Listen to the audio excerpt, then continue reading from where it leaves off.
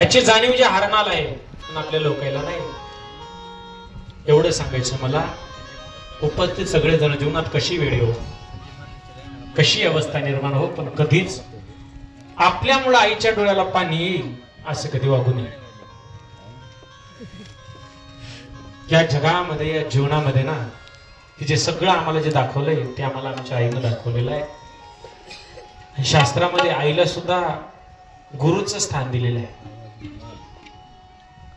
आईचं कधी घरामध्ये असताना बोलताना म्हातारे कोतारे माणसं, वयस्कर माणसं थोडेफार शब्द इकडे तिकडे होत असतात. नवीन मुलींनी लग्न झाल्याच्या नंतर वगैरे आपल्या सासून आपल्याला 2 शब्द म्हणले म्हणजे जास्त मनाला लावून घ्यायचं नाही. जशी आपली आई आहे ना तसाच विचार तुम्ही आपल्या सासूच्या प्रती करत जा. तर आम्ही किती जरी सांगितलं तर कोणी ऐकणार नाही. अशी कथा झाली. मी माग जाऊ लागलो, बाया चलत पुढे पुढे जाऊ लागले. त्याच्यातली एक बाई म्हणली, माय त्या पोरानं किती चांगलं सांगलं. दुसरी म्हणली, पैसे घेतात त्याचं कामच आहे ते सांगायचं. ही अवस्था आहे आपली. ही अवघड आहे महाराज, कलियुग आहे. कधीच आईच्या डोळ्याला पाणी देऊ नका, ते लय मोठं पाप आहे. त्याच्यानंतर आपल्या कुळाला कधी सुख मिळणार नाही. जे आपल्यासोबत झालंय ना, आपल्या आईसोबत आपण जे केले ना, ती लेकर आपल्यासोबत करतात. पण कधीच कधीच ज्याच्यामुळे आपला जन्म आहे ना त्याला सांभाळा, तिला सांभाळा. आपल्या बापाचं मन दुखल असं बापाला कधी बोलू नका, उलट बोलू नका. आपल्या पोरानं उलट बोललं म्हणजे बाप तिथंच मेल्यासारखा झाला तो. त्याचे उपकार कधी आम्हाला दिसत नाहीत, कधी दाखवले जात नाहीत, कधी सांगले जात नाही.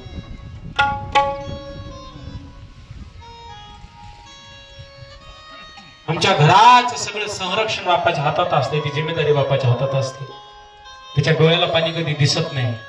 बाप करी दोरे लेकराची वेणी, बाप करी दोरे लेकराची वेणी, बाप करी दोरे लेकराची वेणी, बाप करी दोरे लेकराची वेणी, बाप करी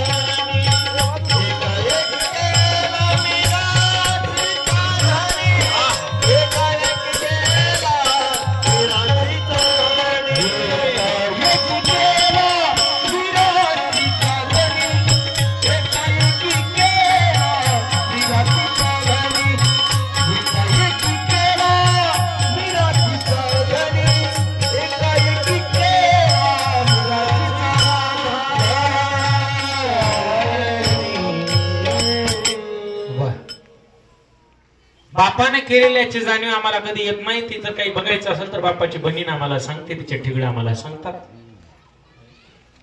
बापाचं कष्ट दिसलं जात नाही, तो बाप स्वतः अनुभवतो. एवढी जिम्मेदारी असताना किती दुःखाचा प्रसंग जरी असेल तर बापाच्या डोळ्याला पाणी येत नाही. ते डोळ्यातले अश्रू साठवले असतात, ते कधी बाहेर पडत नाही, ते फक्त एकदाच बाहेर पडतात. साठवी तो अश्रू वाट पाहि त्या क्षणाची, जन्मभराचे रडतो लेक जाताना सासरी. एकदाच रडतो, त्याचा जीव त्या लेख मध्ये असते. उपस्थित सगळ्या नवयुवक माझ्या बहिणी, त्या बहिणीला सांगणं माझं, बापाची मान कधी खाली जाईल असं वागू नका, कधीच नाही. जन्म शेवटचा आहे. आम्हाला हे जग बघायला आमच्या मायाबापांना लावलेलं आहे. आमच्या कातड्याचे जोडे जरी शिवले आमच्या मायबापासाठी तरी सुद्धा ते कमीच आहे. ह्याची दक्षता घ्या.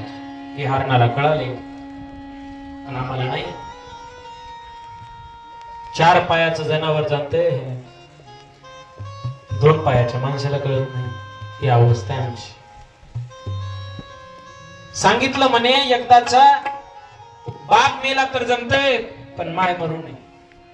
लेकराचा वनवास होते. जेवढी माय काळजी घेते ना घरी, बाप तेवढी घेऊ शकत नाही. बाप बाहेरचं सगळं काम बघतो, घर चालवण्याचं बघतो, पण जेवढी आई समजून सांगते, जेवढे आईचे शब्द हृदयावर रुजतात, जेवढा फरक आईनं बोललेला पडतो तेवढा बापाचा पडत नाही. म्हणून मी मेलं तरी चालेल पण तू नको म्हणू. बाप गेला नाही. बापाने सगळी व्यथा त्याला सांगितली. म्हणे माझ्या बायकोनं असं सांगितलं पण मी आलोय. पण मी आलोय पण मला असा प्रश्न आहे की माझे लेकर आहेत 2. मी माझ्या लेकरांना बोलतो, मी माझ्या लेकरांना हे चारा जे आहे ते सगळं देतो आणि लगे येतो. त्यांना मला ठीक आहे बाबा, तू एक गेला ना काय वेळेला दुसरं बघू. दोघंही घरी येत. घरातल्या घरात त्या चौघामध्ये चर्चा आहे. माय लेकरू 2 लेकर, म्हणजे माय बाप आणि 2 लेकर चर्चा आहे. बापानं चारा ठेवलेला आहे, सगळं केलेलं आहे. बाप निघालेला आहे. माय म्हणते आपण असं करू, आपण 2 जण जर गेला, समजा आपण 2 जण जर जाऊ किंवा ठरवलं, ते लेकरही आपले तेवढे हुशार नाही किंवा शाणे. लेकर म्हणतात आई 1 जणाचा जीव देऊ, मी एकटी जाते, तुम्ही 3 जण राहा. माय बाप्पाला सुखी बघावं. माय बाप्पासाठी जर गरज पडली तर लेकरांना जीव दिला तरी चालते, पण माय बाप्पाला देऊ नये. आणि एक सांगू का, कधीच आयुष्यामध्ये ना वाटण्या करताना माय बाप्पाला वेगळं करू नका. कधीच नाही. त्याच्या मनावर कुठं राहायचं राहू द्या. ज्याच्या घरी माय बाप्पा देईल आयुष्यभर काहीच कमी पडत नाही. धनाचा वर्ष त्याच्या घरावरती असते. धनाचं वर्ष काहीच कमी पडत नाही. आमच्या परिसरामध्ये घटना अशी घडली की जुन्या काळामध्ये एका दाम्पत्यानं, आपल्याकडे काहीच प्रॉपर्टी नाही आणि 900 करून लेकरं मागवले. 900चे लेकरं जरा विचित्र असतात, तुम्ही काही म्हणा. 900 लेकरं मागिली. 9 फुलाला आला, विचित्र लेकरं जन्माला आले. 2 लेकरं आहेत. आपल्या लेकराला काहीतरी करावं लागते म्हणून त्या काळामध्ये त्याने खटाटोप केला, कष्ट केला, मेहनत केली आणि 20 एकर जमीन विकत घेतली. 20 एकर जमीन घेतलेली आहे. कालांतरानं पोरं मोठे झाले, त्यांचे लग्न झाले. लग्न झाल्याच्या नंतर ते बायकोच्या ताब्यात गेले. जसं बायको म्हणू तसं वागू लागले. बघता बघता बारकं पोरगं मला गावामध्ये काय आपलं काही कल्याण होईना म्हणे, आपण कुठंतरी मुंबईच्या ठिकाणी जावं, काहीतरी करावं म्हणे. तिकडं गेला कंपनीत करू लागला आणि करता करता यानं विचार केला गावाकडली जी जमीन आहे ती विकावं आणि तिथंच काहीतरी उद्योग वगैरे सुरू करावं. गावातली 10 एकर जमीन जी याच्या हिशाला आली होती, दोघाही भावाच्या दादा ज्या वाटण्या झाल्या होत्या, दोघांच्या हिशाला 10 गेली. ज्यावेळेस हा वाटणीचा प्रसंग म्हणजे मायबापाचा आला होता, त्याच्यामध्ये एक जण म्हणला मी मायला घेतो, एक जण म्हणला बापाला घेतो. याच्या वाटण्या झाल्या होत्या. मोठ्या भावाकडे बाप गेला, बारक्याकडे माय गेली. बारक्यानं आपली 10 एकर जमीन विकली आणि मोठ्या भावाच्या शेजारी समोर एक फ्लॅट विकायला काढलं होतं. त्याच्यामध्ये इटा रचून, कूट वगैरे टाकून, झोपडं वगैरे टाकून मायला म्हणला इथं नाही, पण काही जर लागत असेल तुला तर मला फोन करत जा, मी पाठवून देत जाईल. बारकं पोरगं म्हणलं. जमीन विकली, पैसे घेतले, पुण्याला घेऊन बायकोला घेऊन निघून गेला.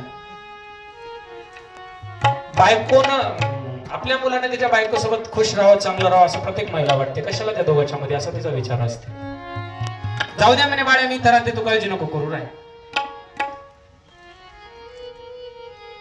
ही म्हातारी म्हणे बा कशाला पीठ मीठ मिरचू लागते हे कशाला पोराला सांगायचं. आपण काय करू, शेजारच्या बायासोबत रोजानं जाऊ, जे येते त्याच्यातून आपापलं चालते. काय वाले हात पाय दिले ना देवाला तोपर्यंत करावं असं तिला वाटते.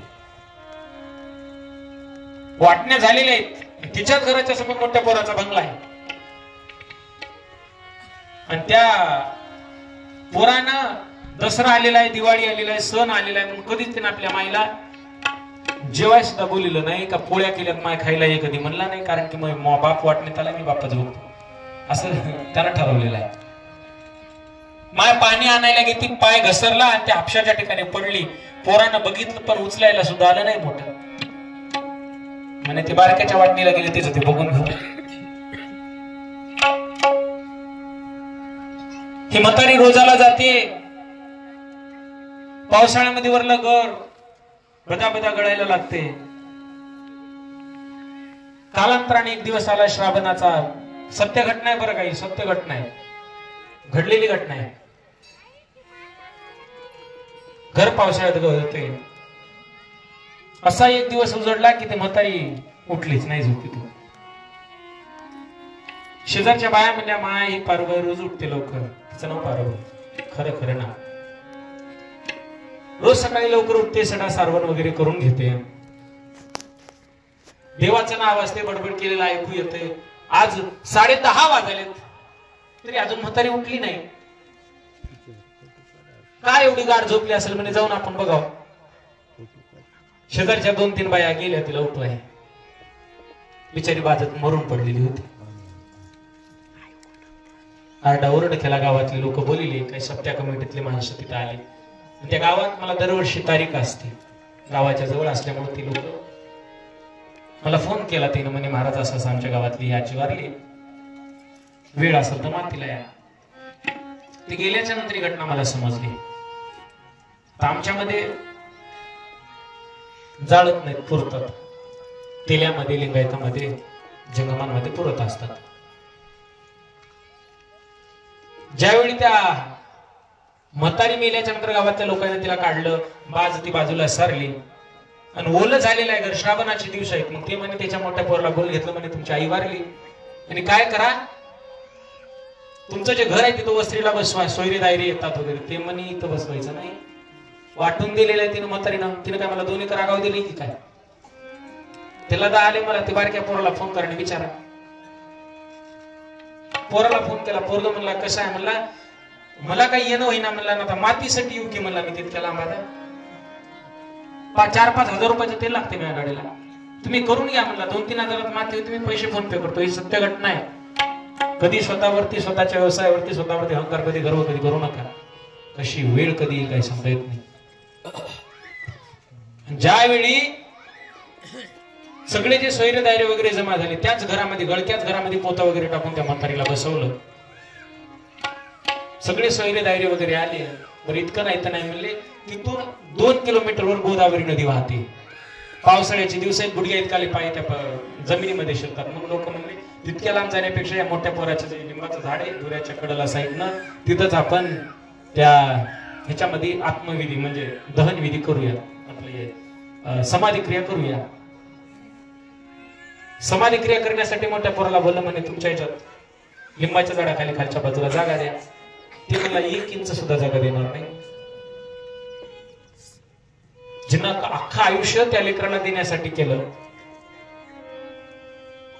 आपल्याला आपला त्रास कधी लेकराला सांगला नाही, कधी आपलं डोकं दुखला लेकरू परेशान होईल म्हणून कधी सांगलं नाही.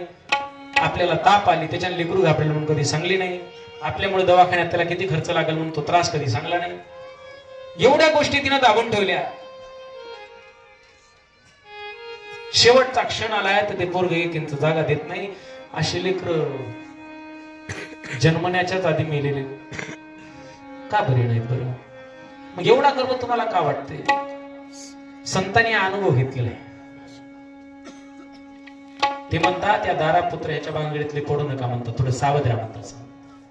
जन्म आणि